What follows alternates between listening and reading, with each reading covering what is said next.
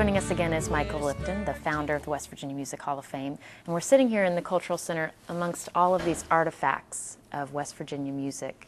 So I want to talk to you first about how this whole idea of a West Virginia Music Hall of Fame sort of developed. Where did it come from?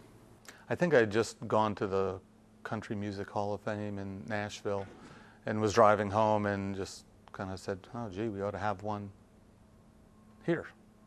And kind of as usual, we're 10 or 15 years or 20 years late, but the good thing about it was something that hadn't been done that you could do. There aren't musical superstars that you think about when you think of West Virginia. So where did you go from there?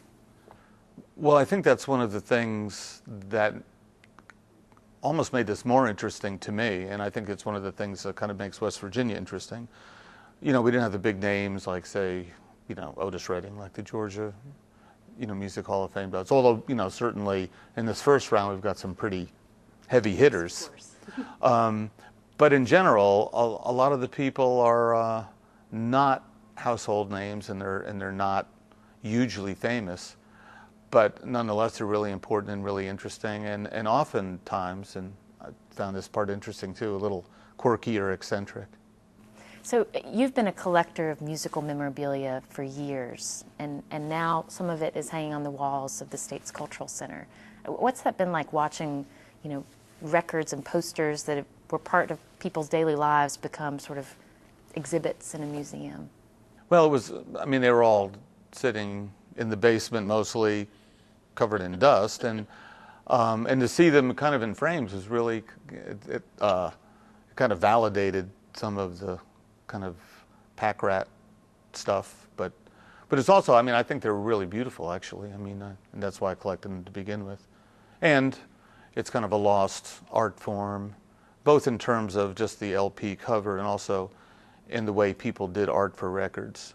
If you look around, that's why some of the gospel records are all very kind of homegrown stuff, and they're really interesting. They're really odd, quirky things. So how has working on, it's been about 3 years, right, since you sort of conceived this idea, and you've been thinking about music for most of your adult life and living in West Virginia for most of that time. How has this project influenced the way you've thought about this place and the music that comes out of here?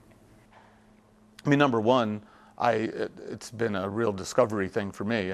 Almost every week or so, I learn about someone that I didn't know was from here or hadn't heard of. I wasn't familiar with all the inductees. And most people I talk to are not familiar with all 10 of them either, which it's one of the good things about this. And one of the things I think that we wanted to get out with this first round of inductees is that there was much more music here than country, bluegrass, and old time. Has it made you more sort of proud of West Virginia? Well, definitely. Or certainly more aware of the kind of different music and some of the people who have come from here. And that was one of the things we hoped this first round of inductees would show people, is that the breadth of the music is really incredibly wide and deep and diverse. And influential. Yeah. Even you might not know these names, but they've had quite an impact. Right, and George Crumb is kind of a great example.